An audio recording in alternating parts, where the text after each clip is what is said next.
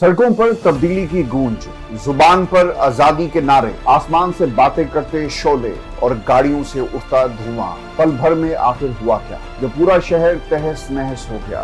हर जानिब तबाही के मनाजिर। इंडोनेशिया आबादी के लिहाज से दुनिया का चौथा और मईशत के एतबार से 16वां बड़ा मुल्क। 28 करोड़ की आबादी, 1500 अरब की मईशत और मादनियात से मालामाल जमीन। जब मईशत इतनी मजबूत है तो ये हंगामे क्यों हैं? जब जीडीपी ग्रोथ 5.12% है तो दोस्तों आखिर परेशानी क्या है? ऐसा क्या हुआ जो अवाम अपने मुल्क के ऐवानों को नजर आतिश करने लगे? अवाम और अवामी नुमाइंदों की कहानी आखिरकार है क्या? आज की इस वीडियो में इस बात का मिलकर खोज लगाएंगे। आप देख रहे हैं इरफान हाशमी टॉक्स।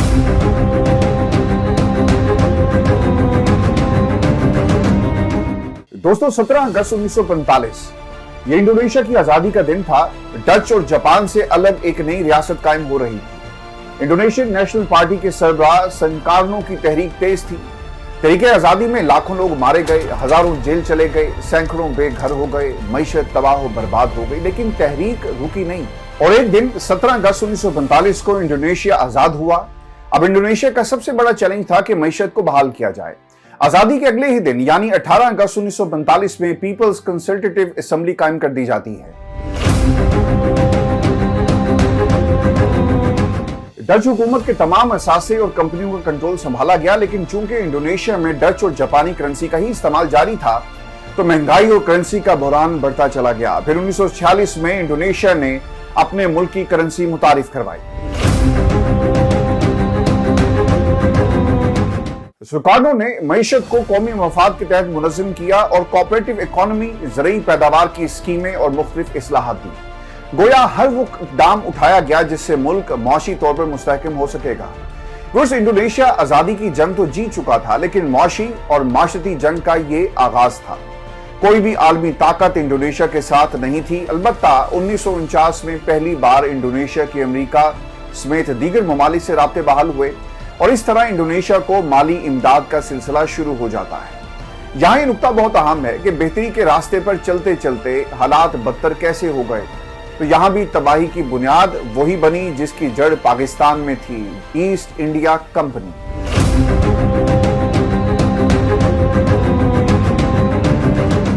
(1602) से लेकर 1942 तक डच ईस्ट इंडिया कंपनी की करप्शन आम थी।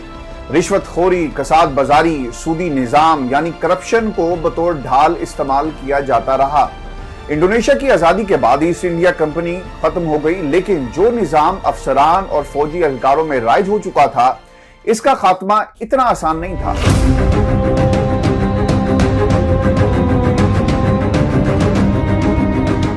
ये 1965 का इंडोनेशिया था।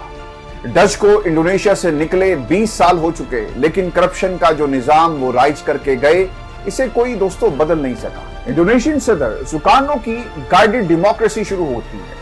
अवाम और ईवान की ताकत को तकसीम करके सदर को मुंतकिल किया गया, जिसका नतीजा ये निकला कि अफसरशाही, रिश्वतखोरी वैसे ही रही जैसे डच या फिर जापान के जेर तसल्लुत इंडोनेशिया में हुआ।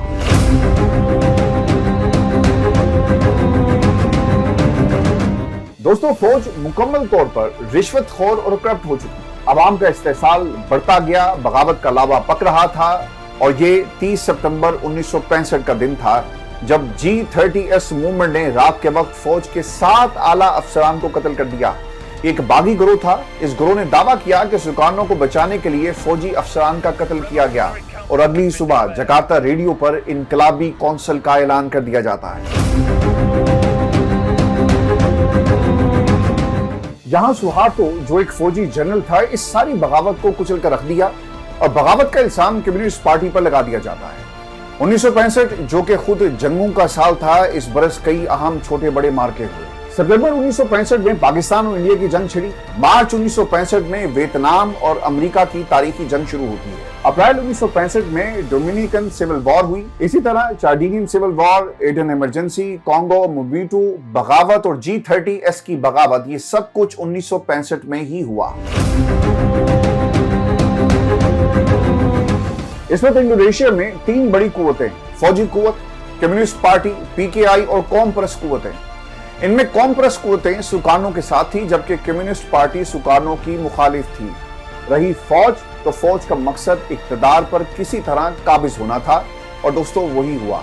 फौज ने ऑपरेशन में कम्युनिस्ट पार्टी PKI का खात्मा कर दिया, लाखों लोगों को कत्ल कर दिया जाता है। फौज ने दारुल हुकूमत का मुकम्मल कंट्रोल संभाल लिया। सुकार्नो का तख्त पलटकर फौजी जनरल सुहार्तो इक्तदार पर काबिज हो गया। 2 साल आर्जी हुकूमत के बाद 1968 में बाकायदा सदर बन जाता है।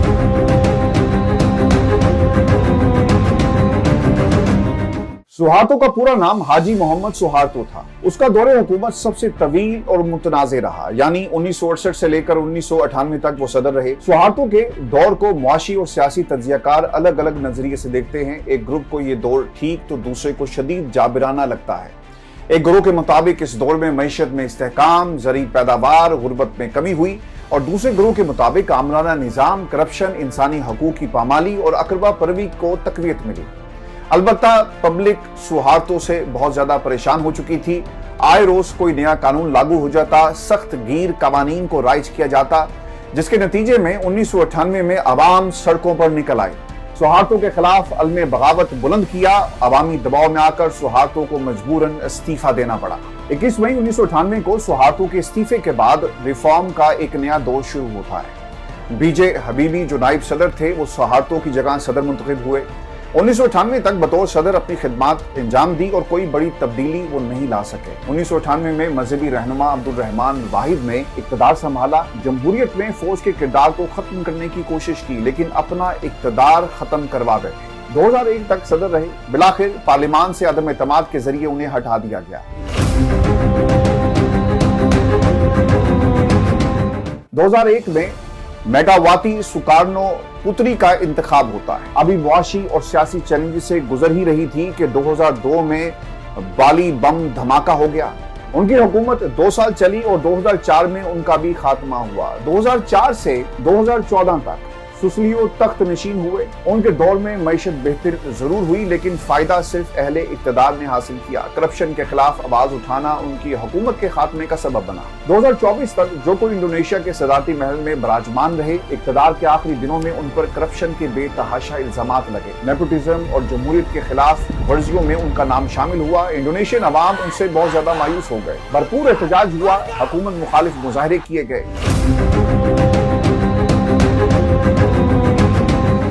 2024 में OCCRP की एक रिपोर्ट आई जिसने करप्ट तरीन अनासिर की निशानदही की। यह तंजीम जर्नलिस्ट नेटवर्क है जो करप्शन की तहकीकात करता है। अलबत्ता अभी तक इन केसेस की तहकीकात जारी है। 2025 में इंतखाबी करप्शन, इजाफी काबीना और अपनों को बांटने का स्कैंडल खड़ा हो गया। बराबूत के खिलाफ करप्शन इल्जामात की एक पूरी लिस्ट है। मिसाल के तौर पर फौजी दौर में करप्शन और हकूक की खिलाफ वर्जियां, ये भी उन पर इल्जाम है। पैराडाइज पेपर्स और टैक्स चोरी के इल्जामात और इंतखाबी आमरीत समेत रिश्तेदारों को टेंडर दिलवाने का इल्जाम भी इन लोगों पर लगता रहा। इंडोनेशिया की मैशत 1500 करोड़ तक पहुंच गई, लेकिन अवाम को इसका खातिर खा फायदा हासिल नहीं हो सका। अरकान पार्लियामेंट की इमारत ने अवाम के होश उड़ाकर रख दिए। एक रुकने पार्लियामेंट की बुनियादी तनख्वाह 42 लाख रुपए, बीवी या शोहर अलाउंस 4,20,000 रुपए, बच्चों का अलाउंस 1,68,000 तक पहुंच गया। पोजीशन अलाउंस 97 लाख तक पहुंचा दिया गया। इस तरह राब्ता अलाउंस, मुआवजा अलाउंस, सेशन अलाउंस, ये टैक्स कटौती के बाद कुल रकम 6,55,95,730 रुपए बनती है, जबकि इस वक्त अरकान पार्लियामेंट की कुल तादाद 580 है। अब आप खुद हिसाब लगा लीजिए कि कितना खजाने के ऊपर इन लोगों ने बोझ डाल दिया।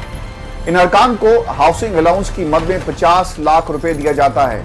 ये रकम जकार्ता के निचले एरिया की कम से कम उजरत से 10 गुना ज्यादा है, जबकि गरीब इलाकों में कम से कम उजरत 20 गुना ज्यादा। दोस्तों, इंडोनेशिया में जो सैलाब आए इस पर 500 अरब का ऐलान किया गया, लेकिन मुतासरीन और गरीबों की जिंदगी जूं की तूं रही। पार्लियामेंट की एक और रुकन नाफा अरबाख, जो कि एक फनकार से सियासतदान बनी, हाउस अलाउंस को ट्रैफिक जाम से बचने के लिए बेहतरीन तरीका करार देती है, ताकि वो अपना घर भी पार्लियामेंट हाउस के करीब ले लें और फिर खूब मजे। इस बात ने सोशल मीडिया पर मजीद रद्द-ए-अमल को जन्म दिया। सिर्फ ये अवामी नुमाइंदे ही नहीं, इनके नौकर भी आम आदमी से 10 गुना ज्यादा बेहतर जिंदगी गुजार रहे हैं।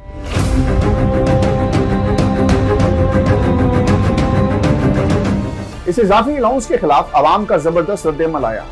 डार्क इंडोनेशिया के नाम से तहरीक एक बार फिर फाल हो गई। ये वही तहरीक है जो फरवरी 2025 में टैक्स कटौतियों के खिलाफ खड़ी हुई। Ini sebenarnya ini bukan demo lagi, Pak. Ini kemarahan masyarakat karena kesewenang-wenangan petugas saja. दोस्तों, जकार्ता में अवामी रैली पार्लियामेंट हाउस के बाहर पहुंची। शुरुआत में तो दौरान एहतजाज इतनी शिद्दत नहीं थी, लेकिन 29 अगस्त को 21 साल डिलीवरी बॉय रोड एक्सीडेंट में मारा गया। नौजवान अफान की मौत पुलिस की एक बख्तरबंद गाड़ी की टक्कर से हुई। ये नौजवान रोजाना उजरत कमाने वाला एक गरीब बाइक राइडर था। ये वो लम्हा था जिसने एहतजाज में शरीक नौजवानों में आग लगा दी और बस फिर हर जानिब आग और धुआं था। नौजवानों पर मुश्तमिल जत्था अब बेकाबू हो चुका था। ये वो गिरोह था जिन्हें महंगाई, बेरोजगारी और गुर्बत ने कुचल दिया था। इन्हीं लोगों के पैसे से याशी करते हुक्मरानों के एहतसाब का वक्त आ चुका था। ये तूफान एक सूबे से होता हुआ पूरे मुल्क में फैल गया।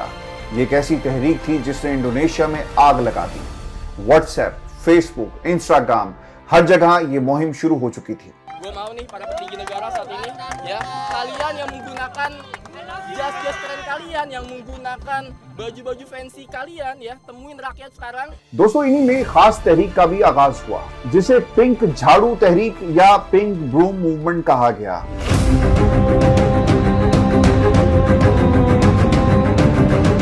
ये एक अवामी एहतजाजी तहरीक है जो खवातीन और सिविल सोसाइटी ग्रुप्स की क़यादत में थी। गुलाबी लिबास, हाथों में झाड़ू और नारों में मुतालबात। झाड़ू तहरीक को रियासत की गंदगी साफ करने की अलामत बताया गया। बदउनवानी, पुलिस और रियासती जुल्म को मिटाने का निशान बनाया गया। यानी झाड़ू को साफ सफाई का इस्तारा बनाकर तहरीक चलाई गई। Kepada pihak kepolisian dan TNI, saya perintahkan untuk mengambil tindakan yang setegas-tegasnya। अवाम बाहर क्या निकले, अवामी नुमाइंदों को घर में छुपने पर मजबूर कर दिया। अवाम और अवामी नुमाइंदों के दरमियान गैर मुनसिफाना तकसीम पर जंग छिड़ गई। तालिब इल्मों ने पार्लियामेंट की इमारत को जला दिया।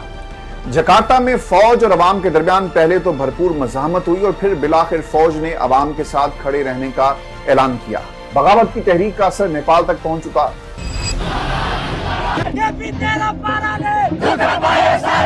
लोग सियासतदानों के ऐशो इशरत पर सवाल उठा रहे हैं। तब्दीली का मुतालबा करती जेन जी ने आग लगा दी। करप्शन के इल्जामात पर नेपाली वज़ीर-ए-आज़म को इस्तीफा देना पड़ा। काठमांडू में कर्फ्यू नाफिज कर दिया गया, लेकिन इसके बावजूद साबिक वज़ीर-ए-आज़म का घर जो है वो जला दिया जाता है। पार्लियामेंट के मरकजी दरवाजे को आग लगा दी गई। फौजी झड़पों में दर्जनों अफराद मौत की वादी में चले गए।